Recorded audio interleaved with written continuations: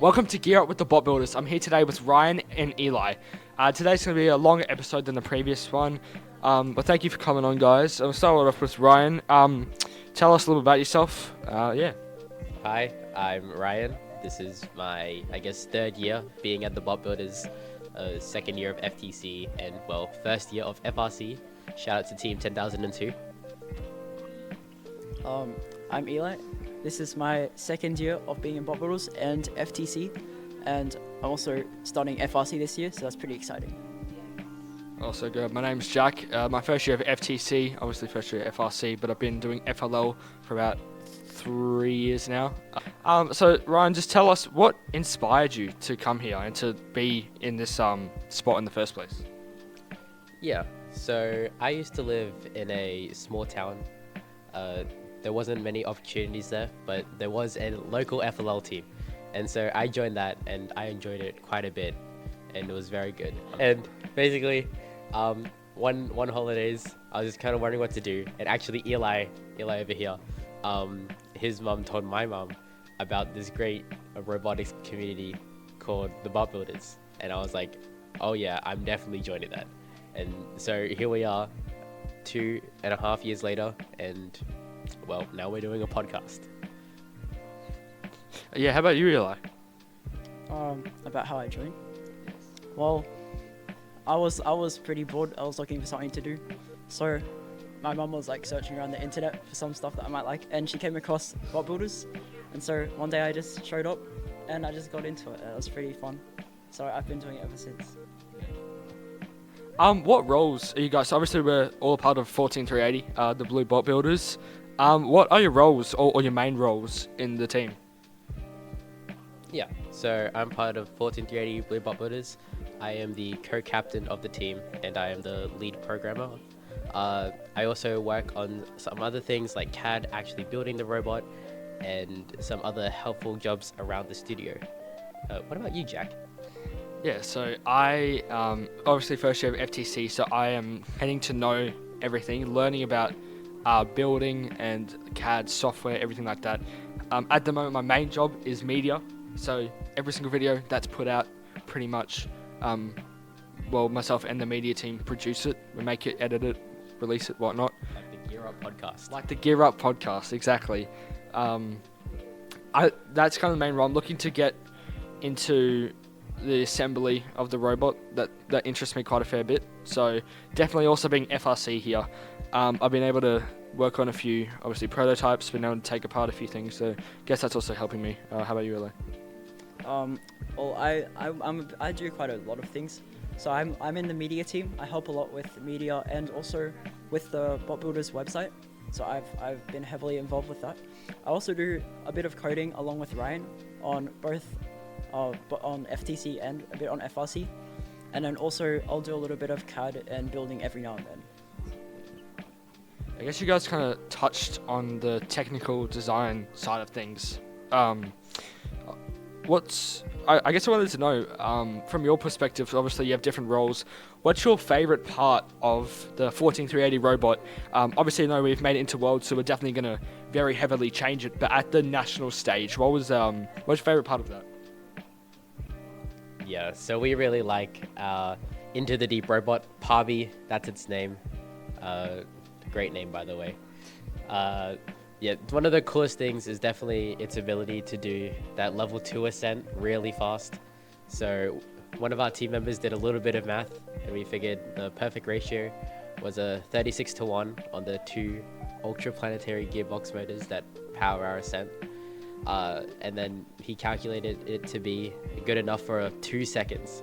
And there was actually a really clutch moment in one of the games where we actually start hanging on the last second of the match and are still going up when the buzzer goes, and it still counted. So we're very excited and very happy with how fast that is. Yeah, how about you, Eli? Well, I think the best part of our robot is definitely the dual purpose active intake. It has the ability to intake both samples and specimens using compliant wheels powered by a gear system inside. Yeah, I guess Ryan, you kind of touched on being at the competitions. Being first year FTC, I haven't experienced, well, obviously I've done a regionals and nationals, but before that I hadn't experienced an FTC competition, just FLL. Definitely from my perspective, big difference, very big difference from FTC to FLL competitions. There's a lot. I mean, first of all, a lot more games. FLL, you only get 3 games, 1 judging session. Then you get pit judging, get a lot more games, whatnot. I guess what's your kind of adding on? What's your favorite part about those competitions, and a little bit about those compared to other ones that you've seen or been to? Yeah, so I've been to quite a lot of FIRST competitions. I've competed in them, I've volunteered at them, I've gone to FLL, FTC, and FRC competitions. And one thing I've got to say that I love about all of them is the energy. You know it's really a FIRST competition when the music starts playing and then the entire stadium just starts dancing. It's great. Lots of energy, and it's also the stakes feel very real, and they are, because obviously we were trying our very hardest in the FTC Australia Nationals so we could get to Worlds, and it felt so amazing when we were able to win that one. And my previous experiences with FLL, it was great just seeing our robot do the best that we thought it could, and able to achieve that, because we knew the effort that we put in was definitely being rewarded right there. And also we went to some FRC off-season events. So last year the BotBuilders as team 9986 off-season demo team took a part in DDU, so Dual Down Under, and the Melbourne Robotics tournament. And so you're just able to experience that higher level of gameplay. Robots just speeding across games of defense. Crazy, absolutely crazy. We loved it so much. What about you, Jack? Yeah, so definitely, obviously went to regionals and nationals for the first time. It's crazy how different it is. It's pretty much, although it's the same company, same stuff, pretty much similar games, I guess you could say, different environment. Obviously that energy is always there throughout any first competition. It's always there. I guess yeah, when that music starts, everyone gets up. I'm very excited for Worlds. I'm wondering how different that will be compared to a nationals competition, being a lot larger. And I guess you also touched on that. Are you excited for Worlds? Oh yeah, so excited. Yeah, very excited. Eli, what are your kind of predictions for Worlds this year, and as far as how it'll run and robot whatnot? Well, I'm hoping we can aim for maybe getting an Inspire place, or getting into. We can, hopefully everything goes well and our robot does well, and get a chance getting into finals. But yeah, I think we've done quite a lot of outreach this season, so we should have some pretty good competition when we go to Worlds. Yeah, how about you, Ryan? Yeah, as 14380, we definitely we are expecting a lot out of Worlds. I think just going to Worlds itself is almost a win. Just to be able to see all of those teams from all across the world and seeing what they bring to the table and how different it is from Australia. Because I actually haven't seen that many Into the Deep robots so far, because obviously Australia's season is very short. So I'm very excited to just see the atmosphere of the international playing field. As for our goals at Worlds, I think there's quite a few things that we want to achieve. But we just want to try our best and kind of show the world who the BotBuilders are. Team 14380. Yes, that definitely sounds, I think, exactly what the whole team is thinking at the moment. But yeah, we are all very excited. Big congrats to all the other teams that advanced with us. We have Robo Kings Aurum, Barker Redbacks, Theseus. I believe that's it. Yep. Yeah, that's it. So yeah, huge congrats to them.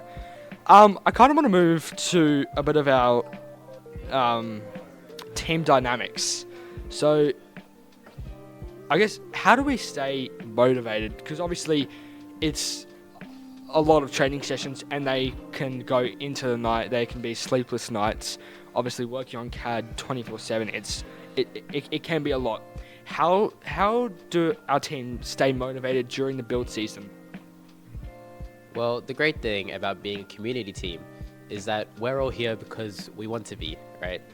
And so the motivation is just for us trying to do as best as we can. So, like, what powers us to go through those sleepless nights is knowing that once we get to the competition, we want to bring our A game, and that if we bring anything less than that, then we're kind of like failing ourselves, you know? So we don't really want to do that. So we just power through and try our very best, and that gets us through the long nights of CADing, long nights building, long nights programming. Can vouch for that one. Yeah, no, I definitely get what you're saying. I know when we won Inspire and the winning alliance captain at nationals, it was definitely a big just like rush of joy. Like the amount of like outreach and Zoom calls, had like 8 Zoom calls per day or something like that. It just crazy amounts, and all of that just paying off. It was alrighty. I guess so yeah, that definitely makes a lot of sense. Eli, what advice would you give to someone joining a team, any team of FIRST, no matter FLL, FTC, or FRC? I think you should probably, it's just you need to figure out how to just learn how to work well with your teammates, and just improve your skills as you go, because that's the most important thing, that you're always improving your skills and learning. And then you can apply those skills to moving up to higher challenges such as FTC and FRC. So I think that's pretty good. Yeah, I reckon that advice is pretty good. I guess personally, my advice would be learn. Coming into FTC first time, it's pretty daunting. There's a lot going on, especially if you have experienced team members in your team. Just learn and ask questions, and if you're not sure on something, if you don't know how to do something, don't push it to the side, and just learn how to do it, so you can be experienced across everything by the end of the season, heading into the next season, having a clear mind and knowing what to do. And then as you go, you can start to become human players or drivers or captains and stuff like that. Ryan, I'm gonna ask one question about the coding, about our FTC team. Can you talk us through how the coding works for that? Alright, yeah. So for Team 14380, we use FTC lib for that command-based structure, and we also use Roadrunner for our orders. And so in conjunction, those two is what we've been using for years, and what we've found to be very consistent. And so it's kind of what we teach our younger members to use and to program, so we can bring them up to a higher level for the next season. Yeah, that sounds super interesting. I guess kind of wrapping things up, I'm going to ask one more question to Eli. Where do you see yourself in the future? Obviously, being part of the FIRST program can take yourself into many different careers. As you know, our coaches and mentors went all the way up through the program. They're now in uni, learning engineering pathways and whatnot. What do you think, in about 5 years, where do you see yourself, knowing that you've been through the program?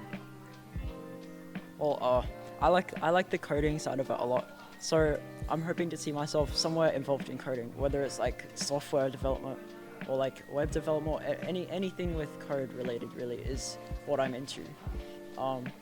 Or even some design is still pretty good. So Yeah. How about you, Ryan? Yeah, obviously, working with robots, it kind of gets your mind working about that engineering space.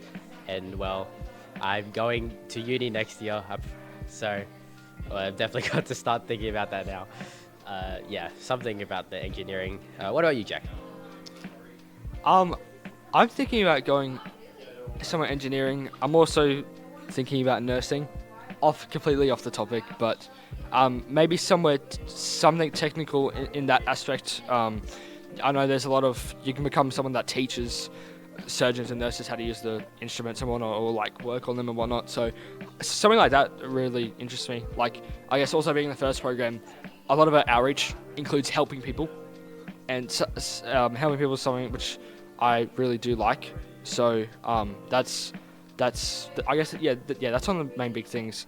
Well, that's pretty much it for today. Thank you, Ryan and Eli, for coming on. This was episode 2 of Gear Up. I know we keep on saying Geared Up. It is Gear Up. Gear Up with the BotBuilders. Tune in next week. We have these weekly episodes, and we'll see you next one. Our FRC season would not be possible without our leading sponsors, Hatch, Rockwell Automation, Building Block Robotics, and Building Block Studio. A massive thank you for these sponsors. Learn more about them on our website.